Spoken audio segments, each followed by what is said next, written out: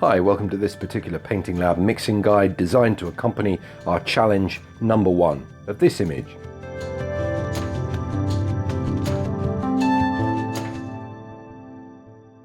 So today I'm going to show you all the colours that I mixed to attempt my version of this source image. What I say in that video applies to this.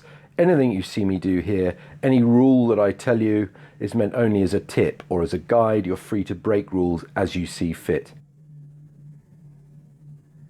So to begin with, I'm going to lay out all the basic colours that I need to mix from, and they are cadmium red, cadmium yellow, French ultramarine blue, burnt umber, cerulean blue, and of course a good amount of titanium white. So just to explain the guide here, these mixes here and these here are the ascending lights and the ascending darks that we use to achieve everything in the face. These colours in the middle here are the tertiary colours. These are the colours that add little accents. So we just add these middle colours in here and there to tweak things up a bit, to add a bit of visual excitement. So now that we've got all the colours we will need to mix from over here, we're also going to be setting up and mixing right here. So the first colour that I need is yellow, this yellow, which is just cadmium yellow straight out of the tube. So I can just take that and put it right there. Okay, that's an easy start. Now let's mix this orange. And I think that's going to be relatively easy as well. Just a small amount of the cadmium yellow, about the same amount you would put on your toothbrush in the morning. And as I've been discovering, this cadmium red is extremely powerful. You'll see this tiny amount mixed in will give me, yeah, you can see an immediate and very dark orange. I wouldn't want to be mixing in too much more than that. And I've accidentally just picked up some brown there, so I'll get rid of that. So these mixing videos really are not that heavily edited, and the reason for that is that I want to show you the mistakes, the errors of judgment in my process. It's just that we have a series of strategies through which we can correct and adjust mistakes. Okay, so we've mixed up a rough version of this orange here. Let's try it on the palette. Well, I think it's probably just a tad too yellow and just a touch more red. Really don't need more than just a tiny little scrape at the edge of this titanium red, of this cadmium red. Yeah, I think that's close enough. And that can just go right there. So as I move on and mix up this deep red by applying my cadmium red to the messy palette that I've already got, picking up all that residual paint, it is important to tell you that I mix all of these paints up through guesswork. I've said this in previous paint mixing videos, but I really want you to understand that each paint mix for every different painting you make will feel slightly differently, will present different challenges. I think I just need to darken that down with a touch of burnt umber. Let's see what that does. Anyway, despite the differences from one painting, from one paint mix to the next, the ability to adjust the colour incrementally in tiny little steps is really key to mixing paints accurately. And you can see just how small these quantities of paint that I'm adding really are. Just like that. You see how small that amount is? Okay, let's see how that compares. Spot on, exactly what we want. Let's scrape all of this up and apply it right there. So long as you're mixing in the same family of colours, so say this row, or this row, you can really do all of that without cleaning back your palette surface. But now we've mixed these three, I'm going to jump up to the higher skin tones, and yeah, it probably is time to just wipe all of this back with a bit of white spirit, although I'd recommend odourless thinners. Just to point out, these bright tertiary colours which we've already mixed are all high in chroma. They're all bright colours, aren't they? So we mixed from a yellow as our base. Now, because these skin tones are much lighter and mistier and milkier, more desaturated you would say, we're going to mix from a white base. And skin colours usually are mixed up from an addition of yellow and red to taste. We'll just check that. Yeah, I'm now going to add just a tiny little fleck of burnt umber to muddy this down a little. Now, unless you were measuring back and forth between this palette and this colour swatch, you really couldn't see these subtleties, these differences. This is something that Tim Jennison points out in his Tim's Vermeer movie. That's probably too much paint actually, and that's probably about a bit better. And so I really would encourage you to print out a copy of your colour mixing guide, which you'll find inside your free downloadable challenge pack, downloadable through our website. Print your source image, so the large image you're going to paint from, on the same printer as you print your colour mixing guide, and then you know that your colours will be exactly the same. And as you're mixing, compare back and forth. So I think we're right tone, wrong colour. We just need to add a tiny touch of red, I think. Oh, wow. No, we're too dark.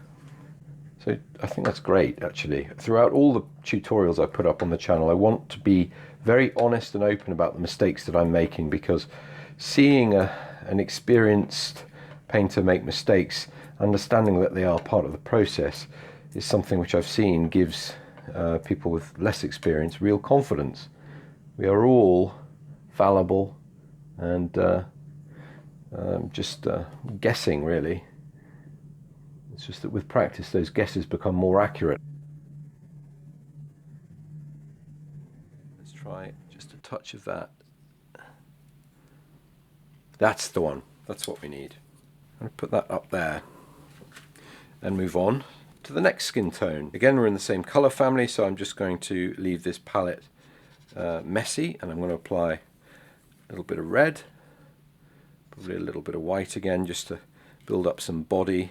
We're going to need an addition of cadmium yellow, but I actually also suspect that this is not a completely pure peach pink. We're also going to need something to muddy it down, and we'll try just a touch of that now. Ooh, probably too much. Yeah.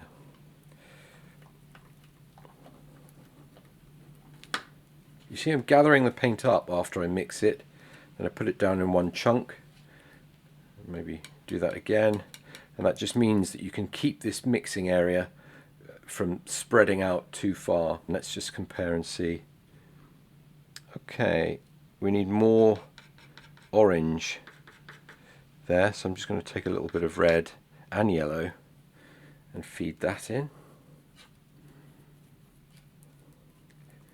Complete trial and error here. It was ever thus. Alright, again more colour, more yellow.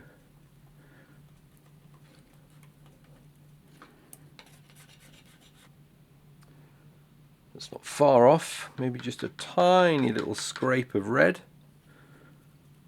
Just a little dusting on the tip of the brush. And, too dark. Okay. So mix in more white.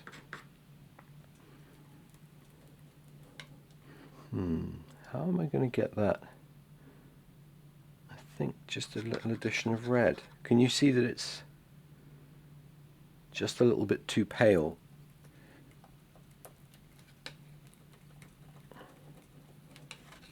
Gather all that paint up, as I said before. Get all the excess paint off the weird edges and various different parts of the knife and bring it all into one place. And mix around again and compare.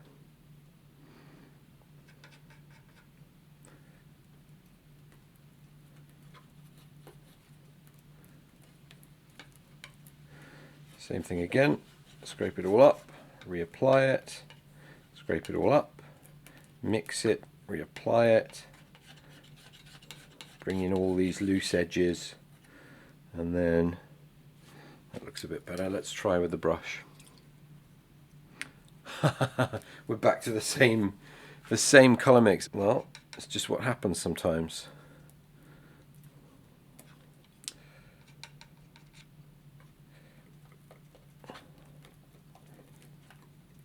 And the reason we don't need to feel panicked about this is that we're using such small quantities of paint. It doesn't really matter.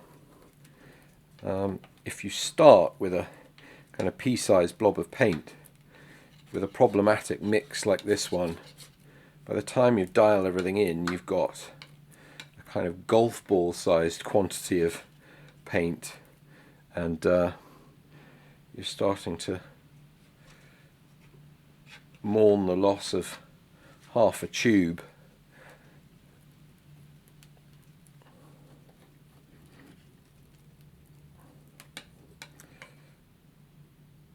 Okay, actually that looks a good bit better.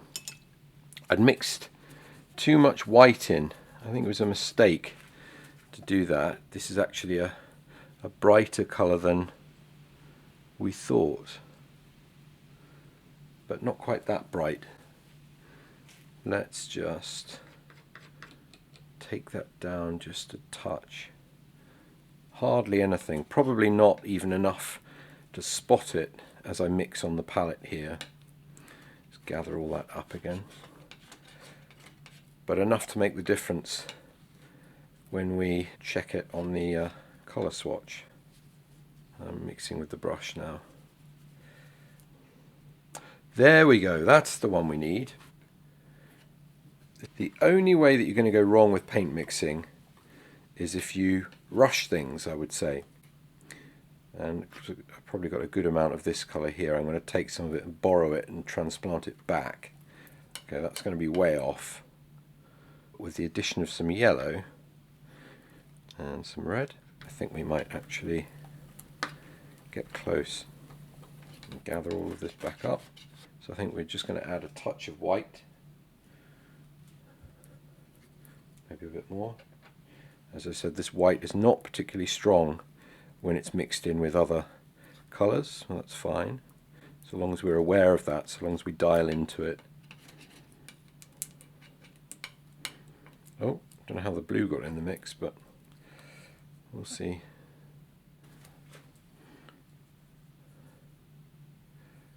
Very nice, just what we need.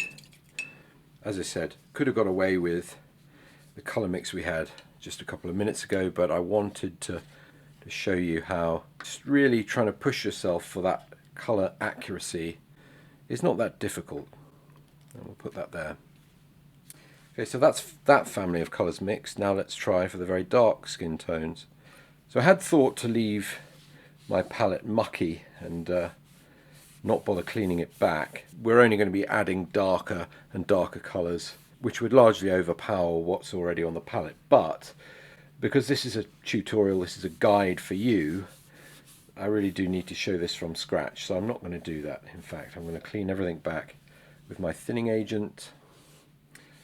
Okay, so how we're going to mix these up, what are we going to begin from? Because they're quite dark, I think we're going to start from a burnt umber base and add a bit more white to this paint mix. So you can see how quickly that burnt umber changes with the addition of the white. And now what colour do you think we need? Red, I think. There you go.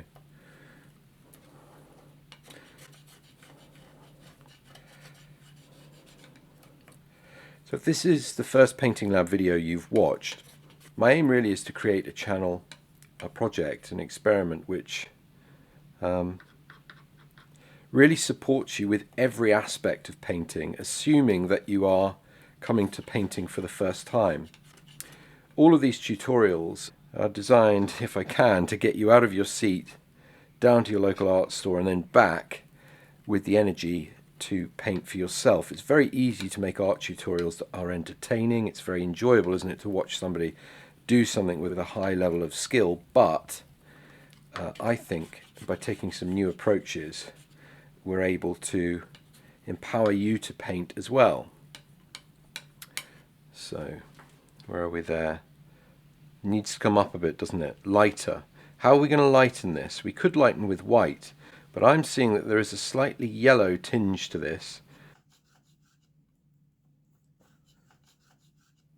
Some more white in the mix.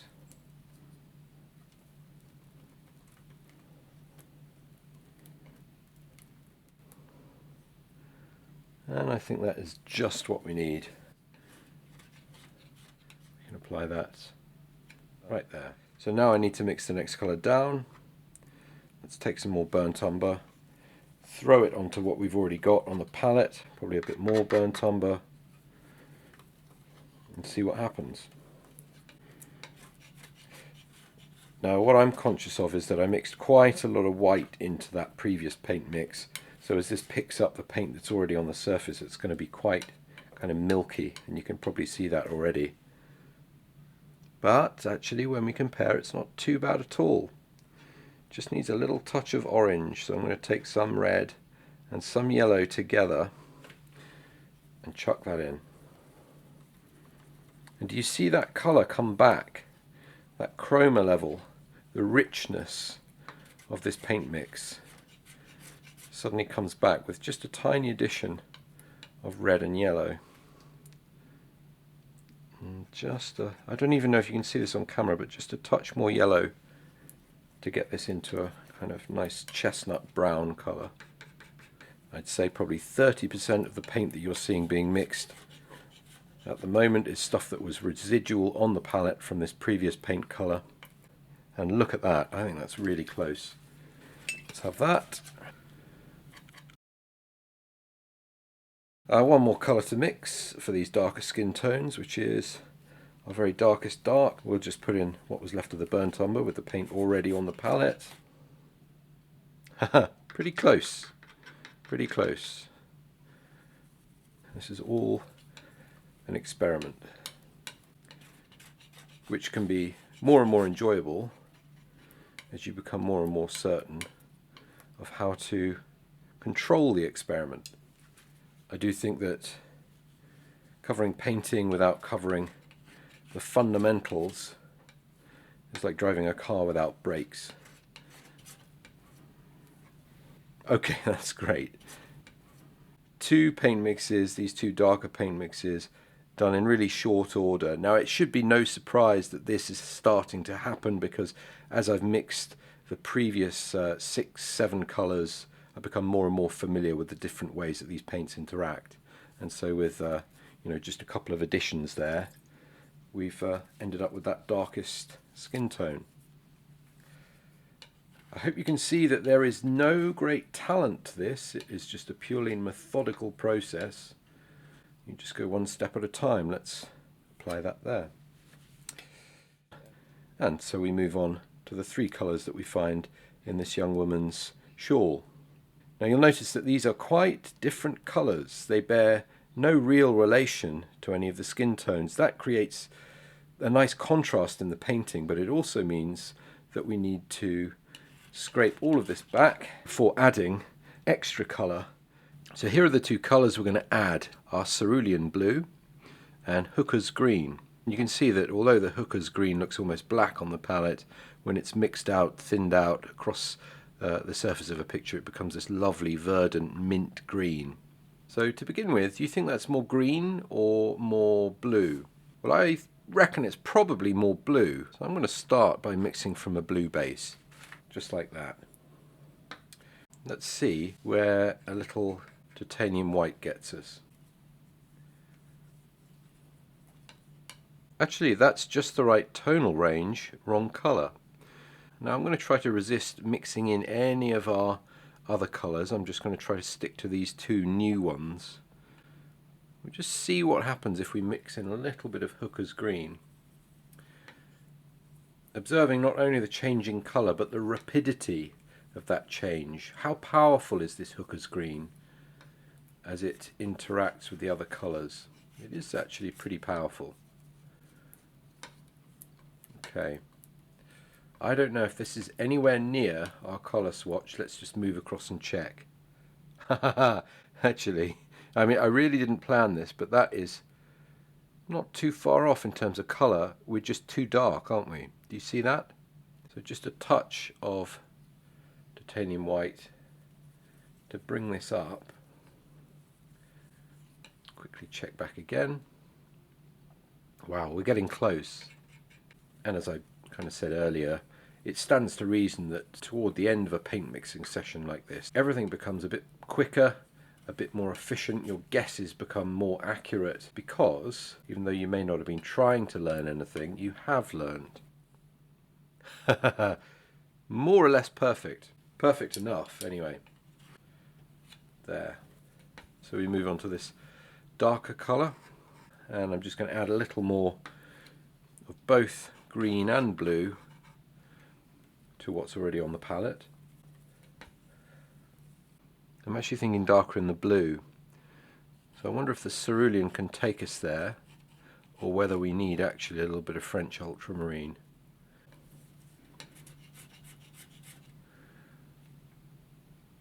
Not bad. We picked up some red there, we didn't mean to, but that is just where we need it. And we put it just there. One more colour to mix. Actually, two more colours. I'm going to show you how to mix a very, very dark, almost a black after this, but for the time being, we've learnt from these two colour mixes more or less what we need. So I'm going to add a little bit more of our Hooker's green and cerulean blue together. I've tipped over in favour of the green here accidentally, didn't mean to do that, but let's just see.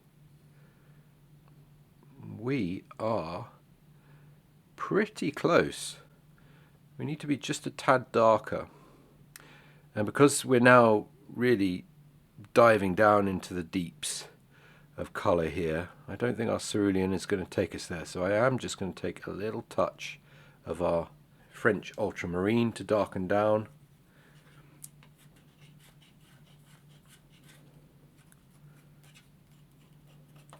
Whilst also tipping this colour slightly more toward the blue. Let's just try with the brush. Nice. Okay. So very straightforward process for mixing up these colours, as with all our colour mixing guides.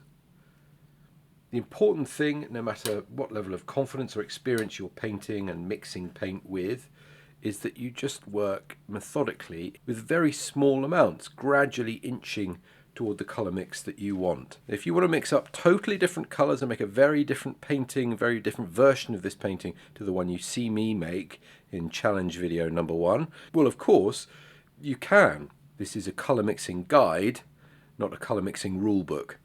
So you have my permission to bend as many of these rules or break them as you see fit. Now, one quick little tip at the very end of this video, and I've mentioned this before on the channel, but I'm going to show you now how to mix a black which, as it thins, has more warmth and depth and interest to it than you know, a lamp black or a Mars black or any of the other various oil paint blacks you can buy off the shelf. So we've got on the palette burnt umber. I'm going to add French ultramarine, and because we're mixing right down into the depths of colour, the spits and spots of green that we've got already on the palette aren't really going to make too much difference.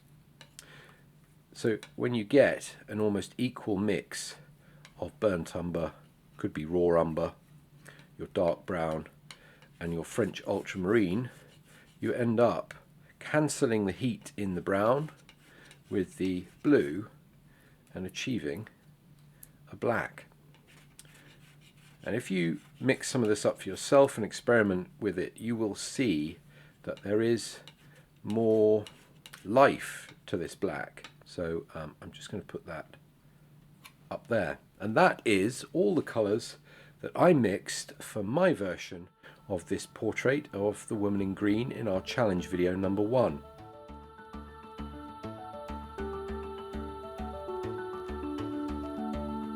So as I said at the beginning of the video, Painting Lab is an experiment to try to make the skills of drawing, painting, observational drawing and painting, realistic drawing and painting, not just a little bit easier but completely accessible. Firstly, by explaining the rudiments, the absolute basics of things like paint mixing as we've done today.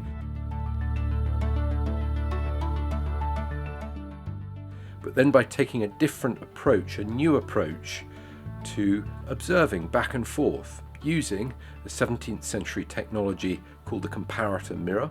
And if you haven't seen that, you may want to go and check out our other videos. And if you want to get your hands on a comparator mirror, you can email us at this address and we'll post one out to you for no more than the cost of postage and packing. Our brush selection, the brushes you see me use, are also available now by emailing us at that address. Thanks to Cornelison & Son, I think the oldest and best art shop in the world, we're able to supply these brushes to you as part of our project, and we're delighted to do so. I hope this video has been useful to you, as I said, and well, look forward to seeing you again in another one very soon. Thanks for watching.